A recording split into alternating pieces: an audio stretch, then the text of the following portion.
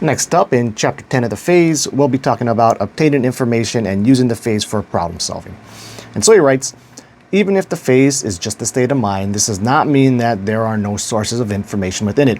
The mind possesses great computing ability and is equipped to imagine the full extent of the impossible. And then earlier on in this chapter, he comments how basically like instantaneously in like less than a second as you enter into a dream space, your mind is capable of generating an environment that could even be like potentially hyper realistic, like even more detailed than what we see out in the waking world, you know, at like the drop of a dime, and how currently there's nothing else on the earth that can do that. He comments how, you know, potentially maybe someplace in the near future when quantum computing really gets going, maybe that will be able to compete with it.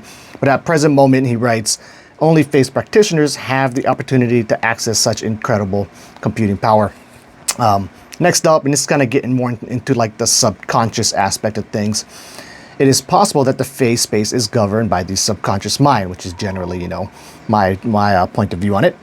This means that the practitioner is able to contact the subconscious mind while in the phase state. And I actually brought this up in a relatively recent video, maybe like a month or two ago, when I was talking about stuff that I've learned from my lucid dreaming practice. And I think like the first video I made in that series, or one of the first ones, was that it gives you an opportunity to directly witness and interact with, and, you know, even like build a relationship with your subconscious. And you can't do that, you know, anywhere else.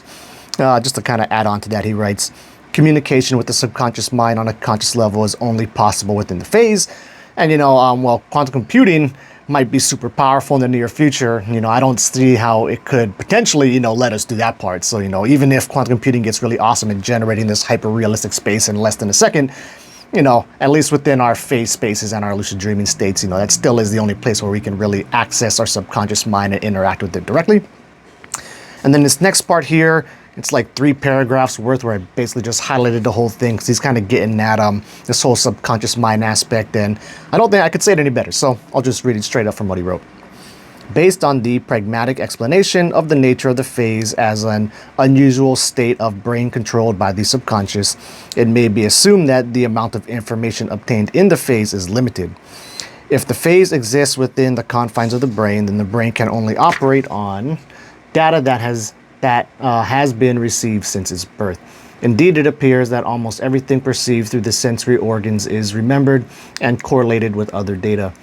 This is true not only of the perceptions we are aware of, which comprise only a small fraction of total sensory input, but also the enormous volumes of information registered at the subconscious level. If any event is actually a consequence of other events, which are in turn also consequences of previous happenings, then nothing occurs by chance. And I mean, I don't remember where I heard this, but it was many years ago. But like, that's kind of one of my favorite definitions of karma, right? It's not so much you do a bad thing, something bad will happen to you. It's just that everything is a consequence of something else happening, right? Anyway, he continues, the initial data is known, therefore it is possible to calculate what is implied by it. And then we'll skip a paragraph here and we'll jump down to here. The only information that is not available in the phase is that about which the subconscious mind does not have any preliminary information. For example, where to purchase a winning lottery ticket that will win millions of dollars cannot be learned, since there is no data that could support the necessary calculation.